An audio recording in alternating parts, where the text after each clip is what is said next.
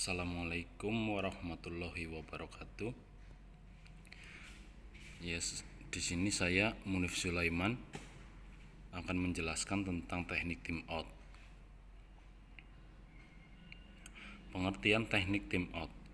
Teknik team out yang digunakan secara luas adalah sebuah bentuk penanganan perilaku yang didasarkan pada prinsip hukuman operan conditioning. Nah, mereka yang mendukung terapi perilaku mengatakan bahwa semua perilaku maladaptif maupun adaptif dipelajari melalui proses operan atau pengondisian. Hukuman negatif yang melibatkan menghilangkan stimulus untuk mengurangi probabilitas bahwa sebuah perilaku akan terjadi lagi. Oleh karena itu, efek positif team out teknik ini telah menjadi salah satu bagian penting untuk menangani perilaku anak di ranah sekolah. Yang selanjutnya, time out adalah salah satu intervensi perilaku yang paling sering digunakan untuk mengurangi berbagai masalah. Nah, perilaku pada anak-anak dan menduduki peringkat ketiga ini di antara keenam strategi manajemen perilaku yang paling banyak diterima oleh orang tua. Time out adalah komponen yang paling sering digunakan pada saat atau pada prosedur pelatihan orang tua dan sekaligus intervensi dengan daya tarik populer yang luas. Terus time out adalah satu hukuman negatif di mana semua bentuk reforman positif disingkirkan dari anak setelah ia menunjukkan perilaku maladaptif. Nah, hal ini dilakukan dengan harapan bahwa anak tersebut tidak akan terus terlibat dalam perilaku maladaptif di masa mendatang karena anak ingin mempertahankan reforman positif. Time out juga digunakan untuk mengurangi perilaku yang tidak semestinya dan meningkatkan perilaku yang baik. Dengan demikian, time out adalah sebuah teknik yang dirancang untuk mendidik anak tentang apa yang harus dilakukan dan apa yang tidak boleh dilakukan. Yang selanjutnya, cara mengimplementasikan teknik time out. Nah, time out yang paling sering digunakan pada anak-anak dengan anak-anak. Sebelum mengimplementasikan teknik time out, konselor profesional seharusnya mengenal dengan baik tiga tipe yang berbeda.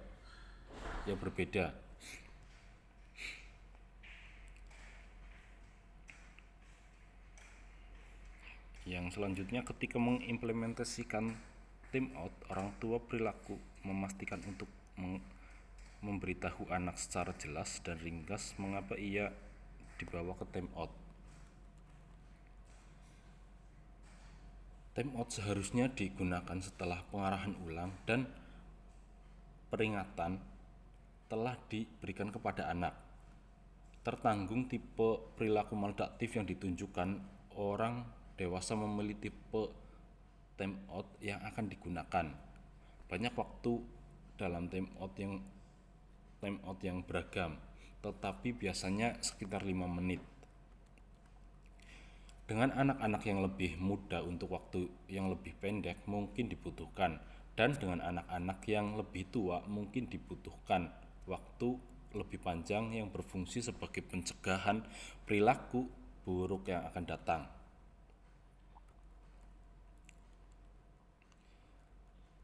Selanjutnya, jika seorang memilih untuk mengimplementasikan teknik team out, ada baiknya untuk mendapatkan data basal untuk mendukung penggunaannya.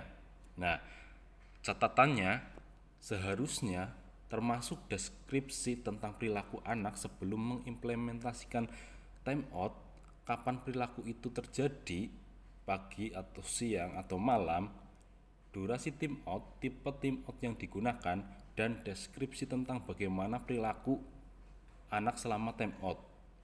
Setelah periode 2 minggu, orang dewasa dapat memeriksa datanya untuk mengevaluasi apakah time out tampak efektif.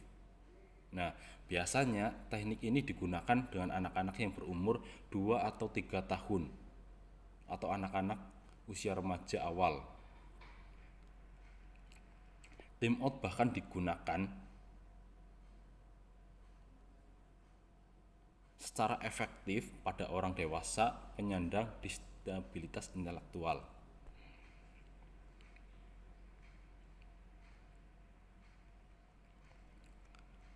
Nah, yang selanjutnya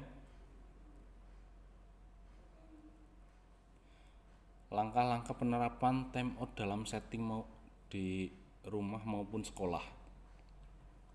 Langkah yang pertama yaitu guru atau orang tua harus paham dengan detail perilaku permasalahan yang harus diubah.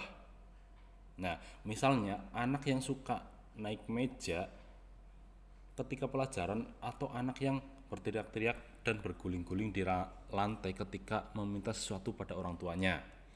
Langkah yang kedua, memaksimalkan kondisi untuk memunculkan perilaku alternatif. Nah, di sini sehingga dapat diberi penguatan ketika anak melakukan perilaku positif menggantikan perilaku yang tidak diharapkan. Artinya, orang tua atau guru harus mampu menciptakan situasi yang memungkinkan anak berperilaku positif.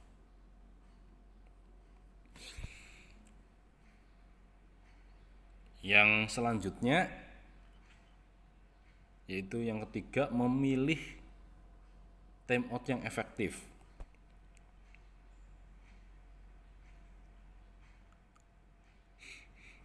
Hukuman dalam bentuk time out dipastikan diberikan segera mungkin.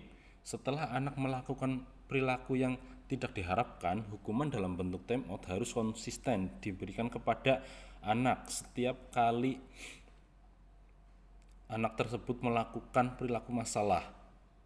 Agar menjadi efektif, pemberian time out tidak diberikan bersama dengan pemberian penguatan. Nah, langkah yang keempat, komunikasikan prosedur time out kepada anak sebelumnya.